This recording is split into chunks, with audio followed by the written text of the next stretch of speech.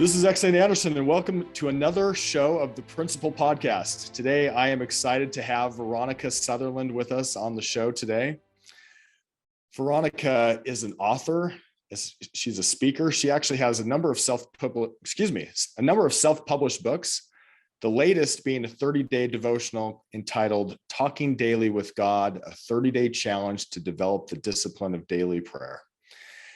Veronica, I'm excited to have you today. Welcome to the show. Thank you. It's exciting to be here as well. So let me ask. Very happy to share with your listeners. Glad to have you. What motivated, let me ask you this, what motivated you to start helping women in the area of marriage? Okay, so I married my Prince Charming. And you expect that you are going to sail off into the sunset and have this joyful fairy tale marriage. And then it wasn't that. The prince turned into a frog somewhat. And Sure. So there were times when, we had difficulties. I'm strong-willed, he is strong-willed. And we had difficulties. There were times when I felt like, boy, I can't do this anymore. But then I went to God. And he showed me that I should change my ways. Actually, he brought to me 2 Timothy 1 verse 7. I have not given you a spirit of fear, but of power, love, and a sound mind. Do not give your power to anybody. So basically what he was saying to me was, don't allow what your husband does to control your emotions. You have to learn to control your emotions. You have to turn up differently in this marriage. You need to look at him the way I see him. So my prayer for quite a while was, Lord, help me to see him the way you do. And so these difficulties I had when I felt unheard, I felt invalidated, ignored. I don't want other wives to be going through that. I would love to help them through those bumps in the marriage. So that's why I do what I do. Oh, I love that. I love that. And I think, there are so many marriages. I think probably most marriages at some point, people wake up and they say, I didn't sign up for this. I wanted something different. And they realize that it's harder than they think. That's pretty typical, where people say, Yes. something, this isn't quite what I wanted, but here I am. I love how you said, help me see my husband as you see him. That's wonderful. Yes. What a wonderful prayer. Yeah. And it took a while. It took a while, but then you keep remembering that you are not perfect. You yourself are not perfect in God's sight. You do things that are not pleasing to God, and he forgives. And so you now need to forgive, and you pray that prayer, forgive us our trespasses as we forgive. So if you are not willing to forgive, then you cannot expect God to forgive, because you do pray that prayer. So important to remember, and especially in marriage where we're interacting all the time, and there's a lot of opportunities to forgive, Yeah. a lot of opportunities for everyone. So how do we create a healthy marriage? Okay, it's putting God first. That's first and foremost. God must be first. When he is first, other things tend to fall into place. He said, seek first the kingdom of God and all his righteousness, and everything else will fall in place. So it's putting God first. It's also remembering that you made a covenant with God and with this other person that you're married to. And you think of it as a lifelong covenant. A covenant is not something that you break as soon as something goes wrong. It is something that is lifelong. It should be lifelong. And so you go into that marriage, or you should go into the marriage thinking that this is for life, and you put 100% of you in. It's not 50%, or if he does this, I will do this, or if she does this, I will do this. It is putting your all in at all times, your 100% at all times. Because if you think of it as soon as something goes wrong, I can leave, you are going to find something going wrong. You will find a reason to leave. But if it is 100% in, lifelong, you will try to get over those bumps. And so it's that lifelong commitment, and it's love and respect in each other. Very important. You must love and respect each other. And fifthly, you must be comfortable with yourself. Because if you're not comfortable with you, nobody else is going to be comfortable with you. So it's showing up as your best self at all times. Right. Or most of the times. So this is what I heard you say. Tell me if I said it correctly. Number one, put God first. Yes. Seek him first. Number two, remember that you made a lifelong covenant. We're not talking about, hey, we'll try this out. And, so many things in our society are disposable. In other words, we'll get a new car, we'll get a new house, we'll get a new something or other. Yep. But our marriage is not one of those things, right? We're saying we're gonna tough it out. Yes. And then love and respect. Was those the 3 points that I heard, or did I miss one? Forgiveness. Forgiveness. Yes. Forgiveness. And be comfortable with yourself. Comfortable with yourself. Yes. Talk a little bit more about being comfortable with yourself, and then let's talk about forgiveness after that. But tell me a little bit about being comfortable with yourself. What do you mean by that? Okay, so you must be you. God made you you. Don't try to be what you think your spouse wants you to be, because then you're going to be false, and you're not being your best self then, and you're going to tend to be bitter about things because you are now doing things to please him, and so you don't show up happy and being the best you that you can be. And as a result, the marriage, because you have problems in the marriage because of that, because you're not being your best self. You're not happy. Right. And every little thing your spouse does rubs you the wrong way because you're just not happy. Right. And I've heard people say, your best self is your who you really are is your best self. That person, the noble, kind, giving, caring. I like to think that is who we are deep down, Yes. though we struggle with some of these negative things as well. I mean, that's just the human condition we're in. But I appreciate that. Tell us a little bit more about how important it is to forgive. Very important. When you forgive, you release the joy in you. You are not bitter, first and foremost. That's when you tend to be carrying around hurts, you tend to be a bitter person. You get angry easily. Your blood pressure tends to be high. Yes. There are all sorts of illnesses that are a result. Your stress level. That dopamine in you that makes you happy, etc. They are just missing. And so when you forgive, you are freeing yourself of certain illnesses. You're freeing yourself to be happy. You're freeing yourself to be vulnerable with the other person. And this is where your best self comes out too in your marriage, and you are better able to forgive your partner for the little things that he does. When you learn to forgive. And forgiveness too is not just forgiving your partner, it is forgiving all hurts from way back to something that happened to you way back in childhood. It's letting go of all of those hurts, because if you take hurts into the marriage, they are going to affect the marriage. All of those hurts are going to be affecting the marriage because they are affecting you and how you turn up. And so that's very important to do. And another thing, forgiving yourself. It's easy to forgive somebody else, very hard to forgive yourself, because you keep telling yourself, this should not have happened. How were you so stupid to have allowed this to happen, and so on. But you have to release yourself too. To be forgiving of yourself. Wow, I like that. Forgive others, forgive yourself, forgive your spouse, and even things back in the past, so that you're not carrying this kind of past garbage, I guess we could call it, into the marriage, Yes. and letting the past affect your future in a negative way. And we let Yes. that go. Mhm.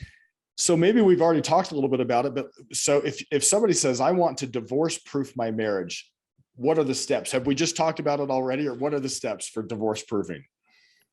Well, we have basically spoken about them, like God first, that forgiving, showing up as your best self.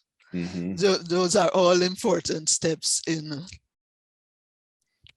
divorce proof in your marriage. And with all of that, your communication.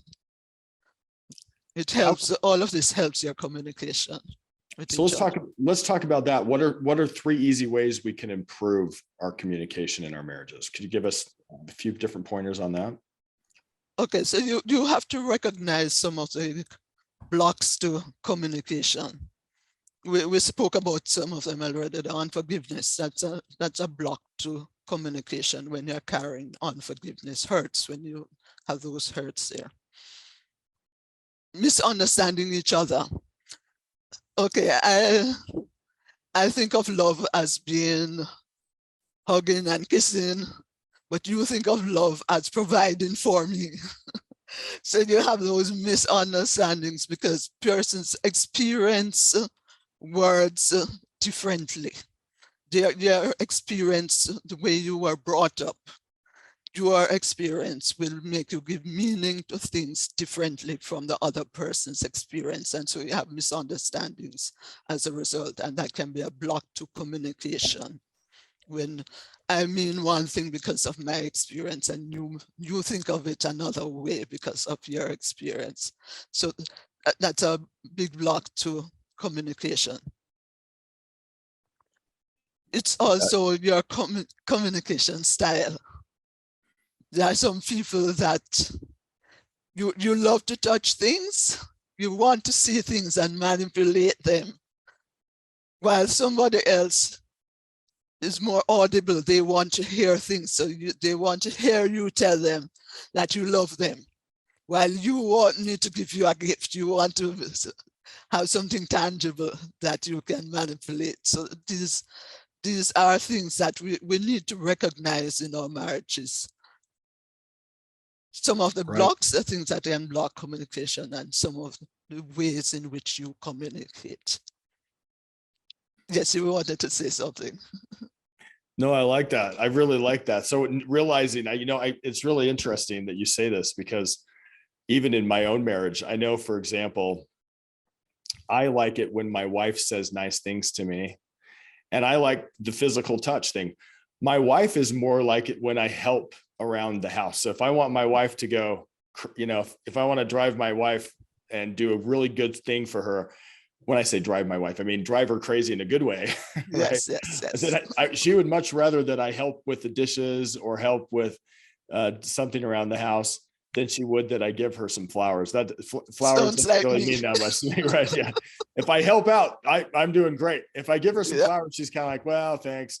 So on the other hand, I really like it if she says nice things. The words are a big thing, and the physical piece is a big thing. And so realizing that's an important thing. I like that. Yes. And I think that is important. Those do help. Yeah. And it's also part of turning up as yourself. This is very important in communication too, is recognizing those things that are not serving you anymore and getting rid of them, and just doing those things that bring you joy, so that you can now bring somebody else joy as well, and doing things for others. Can you give me an example of others. that? Can you give me an example of that? Sorry. Of things that don't serve you anymore? Yeah. Okay. So you, at one stage in your marriage, you are moving around, taking care of the kids, taking the kids to dance practice, to this and that. No, they no longer require you to be chauffeuring them, but you still want to chauffeur them. They can get there on their own. Right, but you right. still want if you take stock of things, you may realize that, hey, I'm stressing myself out taking them here when I don't need to anymore. So this is something that I don't need to be doing anymore. And so you can put that behind, put that as a thing of the past for you that you don't need to be doing anymore, stressing yourself on. Oh, I like that. So making sure we understand that the way people say, I'm just going to recap a little bit what I heard you say. I heard you say, when people say things, sometimes we hear them differently because of the way we were raised, and recognizing that there may be differences in the way people express themselves, their communication style. And then also realizing that people like it a different way. Sometimes people feel love a different way than we might feel love, and being able to speak that language. Yes. Is that right? Yes, it's observing your spouse and recognizing how they want to be loved. In other words, so what's the best way of communicating with them? Is it a physical way, or is it an auditory way? Is it visual? Is it touching? Yes. You know, and your style might be different from his, so it's a compromise, really. Right, Meeting like him halfway. I love that. You remind me something of something I heard once as well. Stephen Covey had this experience where he was at a conference. Somebody came up to him after the conference and said something like this. I hope I'm telling the story right, but said something like, "I don't love my wife anymore." And Stephen Covey looked at the guy and said, "Well, then love her." And the guy said, "I don't love her anymore. I've fallen out of love with her. She's fallen out of love with me. We have 3 kids, and we're probably heading for a divorce." And Stephen Covey looked at the guy and said, "If you're not feeling it, that would be a good reason to love her." I may not have exactly the same words, but it was something to that effect. And the guy said, "Well, how do you love somebody you don't love?" And Stephen Covey looked at him and said, "My friend, you're acting like love is just a feeling. Love is not a feeling. It's an action word. Yes. But if you do the action, the feeling will follow." Do you hear that? Yes. So sometimes if we're not feeling love for our spouse, the answer is not to, "Hey, let's go get a divorce." The answer is you can actually lead your feelings to love them by doing something. Instead of saying, "I don't feel it, so I need to get a divorce," maybe the answer is, "I don't feel it, so I need to go do the dishes," right? Yeah, Or, "I don't feel it, so I need to go give my wife a foot massage," or maybe I need to go take the kids, right? Yeah. And I would say to them too, is remember those early days when you really felt in love. What did it feel like to find that feeling again and just dwell in that space, serve them in that space, in that same feeling, with that same feeling that you had earlier. Right. And you can maybe do that by treating them like you would treat them in that space. Like, how did I treat my spouse when we were dating or when we had just met? What did I do that was extra? And then that can help rekindle those feelings as well. Is that what I'm hearing? Yes, definitely. I like that. So Veronica, let me ask you this. How does our daily talk with God help us transform our marriages? Okay, so our daily talk with God, it refuels us, first of all. So we have that strength, that courage to continue putting 100% in. It is a time when you can talk with God and you can get ideas from the word, from God himself. Sometimes he whispers something in that still small voice that gives you an idea of what to do next in your marriage. It is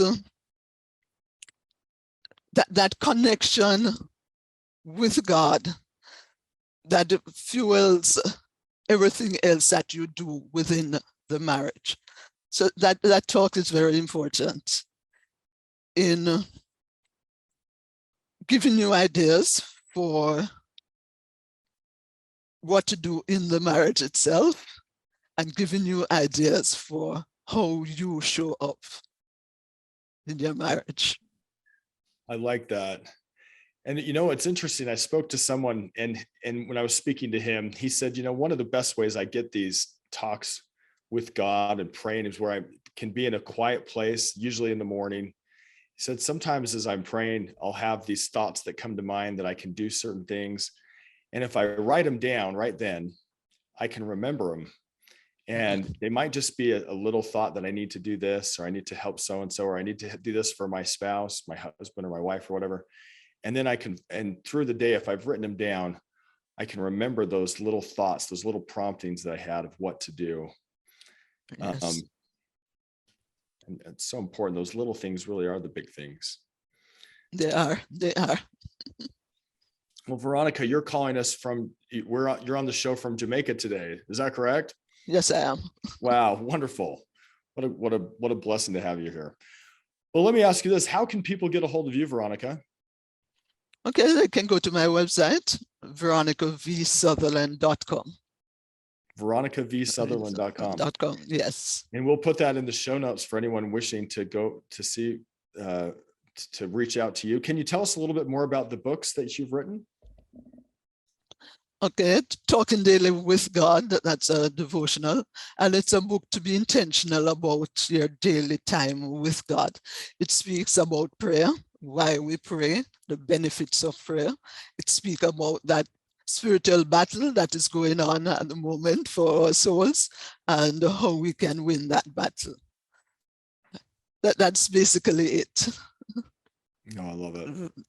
Yeah. Thank you for sharing that. Well, if there was one or two things you would say to people who want to improve their marriage, if you had to boil it down to just one or two things, what would you tell people? I would say release all hurts, first thing, and then show up as your best self, putting God first. Release ourselves. How profound. If we could all do that, how good would the world be? How many marriages would be saved if we could let go of our hurts, show up as our best selves, putting God's first? Wonderful. Veronica, thank you so much for being on the show today. Thank you for having me. Really appreciate it. For those of you who'd like to reach out to Veronica, you can reach her at the veronicavsoutherland.com, her site, and we'll have that in the show notes if you're driving or you forget. And again, thank you so much, Veronica, for being on the show today. Thank you. It was my pleasure.